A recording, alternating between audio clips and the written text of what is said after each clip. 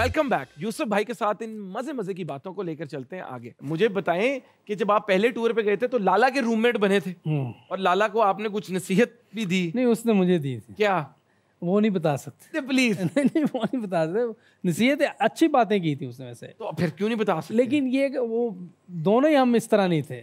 लेकिन ये कि मैं बिल्कुल नया था। वैसे आम चीज़ें जो समझाते हैं ना कि नया लड़का आता है तो कोई सीनियर है, मेरे से सीनियर था 2 साल, तो मुझे समझा रहा था कि पैसे संभाल के रखने हैं, ऐसे फजूल खर्ची नहीं करनी। अच्छा। और इधर उधर नहीं जाना, गेम पे फोकस रखना, डिसिप्लिन रहना। अच्छी चीज़ें बताई थी लाले ने। क्या बात है।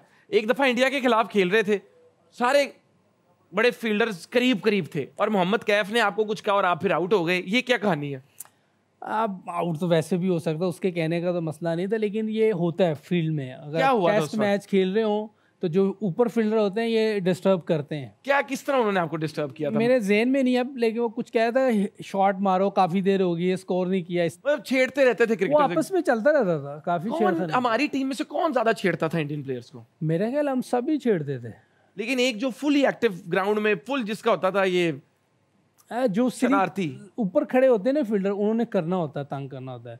मुशी भी बहुत तंग करती, जहाज भी बहुत तंग करती, क्योंकि उस टाइम हमारी टीम इतनी अच्छी थी, हम बायलैटरल सीरीज तो उनको जीतने ही नहीं देते थे। वो वर्ल्ड कप एक ऐसा आता है मैच, वो जीत जाते थे कहीं से। वो टीम इतनी अच्छी नहीं होती थी उनकी हमारे मुकाबले में, लेकिन वो जीत जाते थे। लेकिन बायलैटरल सीरीजें सारी हमने जीती हैं। और शुएब अख्तर क्या, वो भी शरारती थे छेड़ने में काफी? शुएब अख्तर, हाँ, शुएब अख्तर एक करैक्टर है। अच्छा, वो क्या मतलब? मैं शुएब अख्तर एक, आप शुरू से देखें ना, वो एक ब्रांड ही समझें उसको। वो एक अजीब चीज़ है।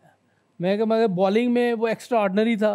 पेस उसकी देखें, उसका रनअप देखें, जो वो चीज़ कर रहा होता था वो अच्छी लग रही होती थी उसको। ऐसा करैक्टर है वो। और अक्सर उसने कोई बातें की हैं जो पूरी हुई हैं बाद में। जैसे एक पार्टी में हम सब इकट्ठे बैठे हुए थे, 5-6 लड़के, तो कुछ लड़के आए ऑटोग्राफ लेने के लिए, तस्वीरें उतरवाने के लिए। वो सकलैन और अफरीदी से ले रहे थे। मैं अभी बिल्कुल नया था, मैं मैच ही 1-2 खेला हुआ था, शुएब भी 1-2 ही मैच खेला हुआ था, हमें कोई इतना जानते नहीं थे लोग। तो उन्होंने आगे ना शुएब के पास आके कहा कि ये कौन है। अच्छा। हाँ, शुएब के बारे में। तो उसने कहा बेटा जान जाओगे।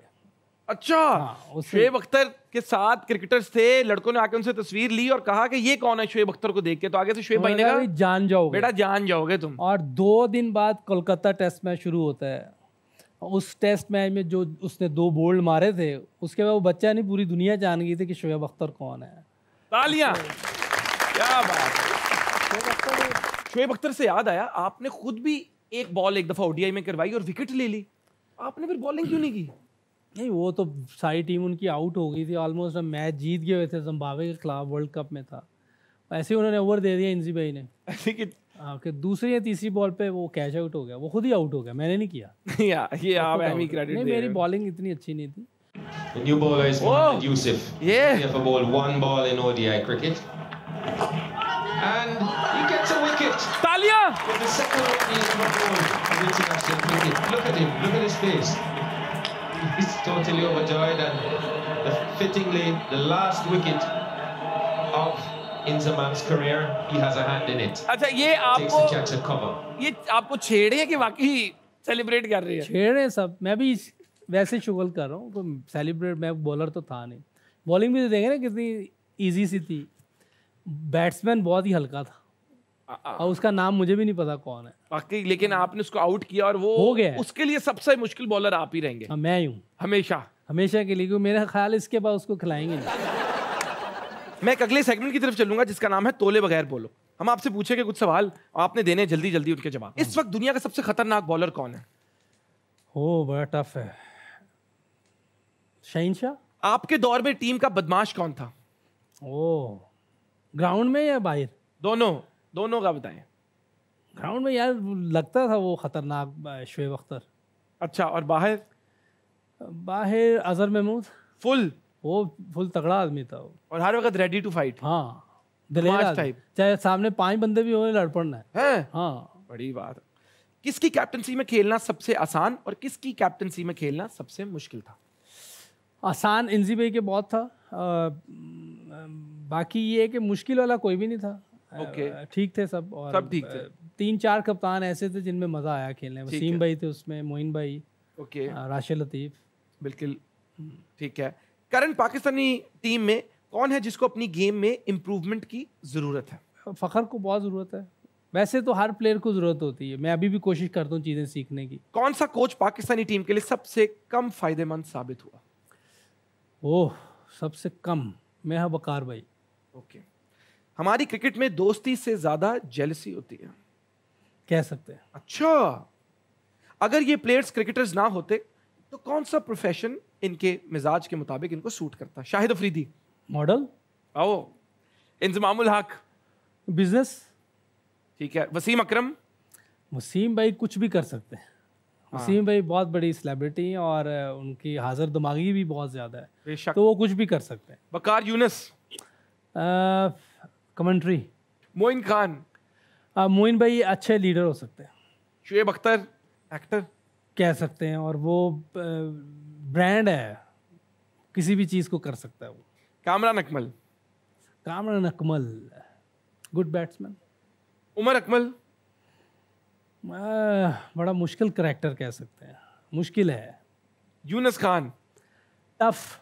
तीनों क्रिकेटिंग फॉर्मेट्स में क्रिकेट का सही इम्तिहान किस में होता है? वो आप नाम से देख ले, टेस्ट। टेस्ट से वो सही टेस्ट है, क्रिकेटिंग हर चीज़ का टेस्ट है आपका। मेंटल फिटनेस, डिसिप्लिन, एबिलिटी, हर चीज़ का टेस्ट है। कौन सा प्लेयर है जो हर टूर पे अपनी बीवी साथ लेकर जाता था? सईद भाई।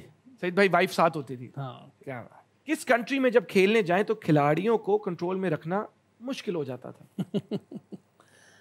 जो भी मेरा मतलब पाकिस्तान से बाहर चले जाए तो थोड़ा मुश्किल ही हो जाता है। तो ये मजे मजे की बातें यूसुफ भाई के साथ तो चलती रहेंगी, लेकिन आपको पता है हमें लेनी होगी एक छोटी सी ब्रेक। कहीं मत जाइएगा, हम इस तरह जाकर इस तरह आएंगे। कीप वॉचिंग हद कर दी विद मोमेंट्स आके। Welcome back. आ जाएं ऑन स्क्रीन भी और ब्रेक में भी बड़े मजे मजे की स्टोरी सुना दी यूसुफ भाई ने हमें। लेकिन यूसुफ भाई, मैं चाहता हूँ ज्यादा स्टोरीज जो है ना शो के दौरान ही आप हमें सुनाएं। अब मेरा अगला सवाल है कि वैसे तो बड़े काम कंपोज्ड हैं, लेकिन एक दफा हरभजन सिंह के साथ बड़ी हैवी लड़ाई होगी, छुरियां पकड़ने पे आ गए। वो तो बताएं, इनको सुनना चाहते हैं वाकया। छुरियां नहीं थी, वो बड़े से वो नहीं होते जिसको कहते हैं जिनमें खाना पकाते हैं, वो डोइयां। हाँ, बड़े डोए थे, बड़े। तो वो एक 2003 के वर्ल्ड कप में जब सारी टीमें इकट्ठी हुई थी, एक कॉकटेल पार्टी थी वहाँ। अच्छा। तो उसमें सारी टीमें इकट्ठी थी, हम इंडिया पाकिस्तान वाले भी। तो हम 5-6 प्लेयर इकट्ठे एक जगह पे गपशप लगा रहे थे। इधर से मैं, अफरीदी, सकलैन, अजहर, उधर से ड्राइवर था, हरभजन था, युवराज सिंह था। ये सारे हम इकट्ठे एक जगह पे खड़े बात कर रहे थे। कोई ऐसी बात हुई तो मैंने उसको जो जैसे पंजाबी में जुगत लगाई, वो भी समझता है पंजाबी को। हाँ।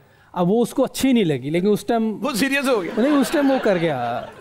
अब ये मैच जब इंडिया पाकिस्तान का मैच हुआ 2003 में, तो ये हरभजन नहीं खेल रहा था, इधर से सकलैन भाई नहीं खेल रहे थे। हाँ।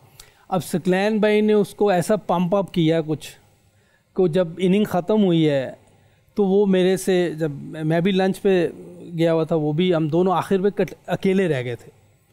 अब ये मेरे पास आया, कह रहा तुमने मुझे ये बात की, ये कही। मैंने कहा वो ख़त्म हो गई बात, वहाँ थी। तो वो उसने थोड़ी सी लूज टॉक की, मैंने वो पकड़ लिया। आपने कहा आज नहीं छटना। हाँ, आप दोनों ने कहा आज नहीं छोड़ना। अच्छा। लेकिन वो कुदरती सईद भाई वहाँ आ गए, सईद भाई ने बचा लिया, नहीं तो दोनों को लग जानी सईद भाई ने आगे ये नहीं कहा टंग टंग टंग टंग टंग एक्शन।